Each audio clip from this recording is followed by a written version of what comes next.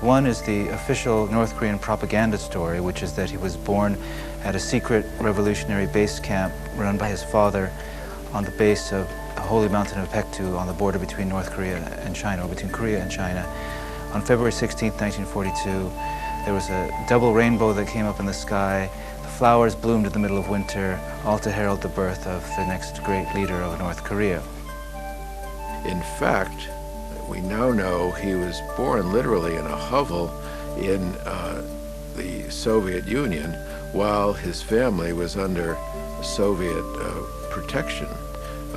So this is a man with this heroic myth, and the reality is in very stark contrast indeed. At the time of Kim's birth in 1942, his father, Kim Il-sung, was a commander of the Soviet Army, trained in guerrilla warfare by the Russians in Siberia. Kim's mother, Kim Jong-suk, was a member of Kim Il-sung's army. We don't really know much about her early years, except that she was apparently a very dedicated communist and a good wife and support to Kim Il-sung. Kim Il-sung spent most of his guerrilla career in China, but at the very end of this, in the fall of 1940, the Japanese basically pushed out these guerrillas into Russia, into the Soviet Far East, and that's when Kim Il-sung ended up in Siberia and became a member of the Soviet Army for the last 4 or 5 years of the war. At the end of World War II, the Soviets sent Kim Il-sung and his family back to Korea. Russia controlled North Korea, and because of his loyalty to the Soviet Army, they put him in charge. He set up a rigid totalitarian government and became the great leader, worshipped and feared.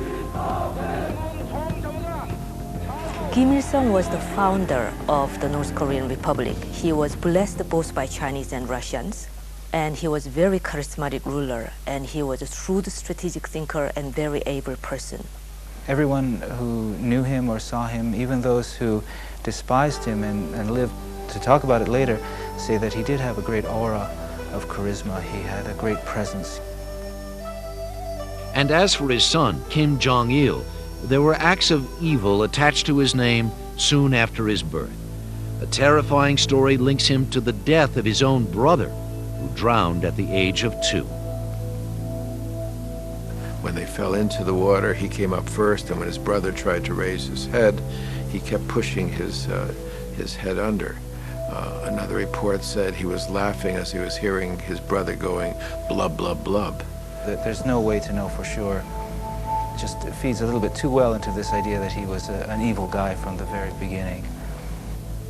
A lot of these reports come to us filtered through South Korean intelligence, who had at that time a vested interest in conveying a rather negative image of him. That his brother died during this episode seems clear, and whether he actively killed him or it occurred on his watch, in either case it had to have really very wounding effects on him psychologically. More wounds followed. In 1949, the same year his father was named chairman of the Korean Workers' Party, young Kim's mother died suddenly in childbirth. But the death of his mother is not even recorded in North Korea's official biography. It is as if she never died. There's kind of an image that she's still alive. She's still the mother of Korea.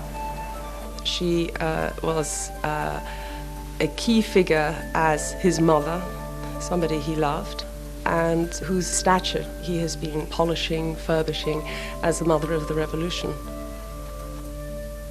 Kim was just 8 when his mother died, and his father was no comfort. Kim Il-sung was a distant figure, obsessed with consolidating his power over North Korea. Then came the Korean War. On June 25, 1950, Kim Il-sung invaded South Korea. His dream was to unite the two countries under his control. But the United States joined forces with South Korea. Then China joined forces with North Korea. If it had not been for the American intervention, Kim Il-sung could have very easily conquered all of South Korea. The Korean War ended 3 years later in a stalemate, after the loss of 3 million lives.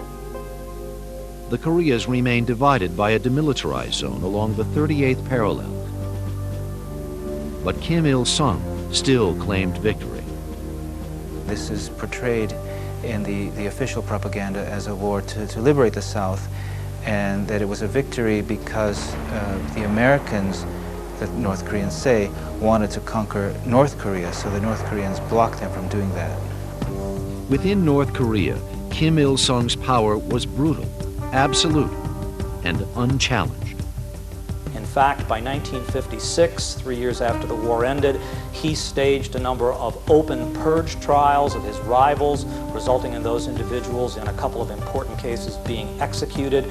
And from that point onward, Kim Il-sung established really a cult of personality in North Korea, which would have made Mao Zedong and Joseph Stalin blush. His name, I think, was not Kim Il-sung. Kim Il-sung was actually a name known in legend in Korea, and I think he described himself as Kim Il-sung. It would be a little bit like someone showing up and saying, "I'm Robin Hood."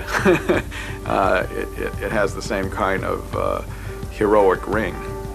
Kim Jong Il spent the years of the Korean War in China. But on his return to North Korea, he was privy to wealth and privileges unknown to most North Koreans. Kim Jong Il, in many ways, was pampered, was treated very deferentially, almost as the son of God. As a teen, Kim seemed physically awkward. He did not have his father's good looks. He was small and not very athletic, but he lived the life of royalty, attending the finest schools and then Kim Il-sung University. He was never disciplined. He was treated as the prince, which meant that he has always felt that he could do what he has wanted to do.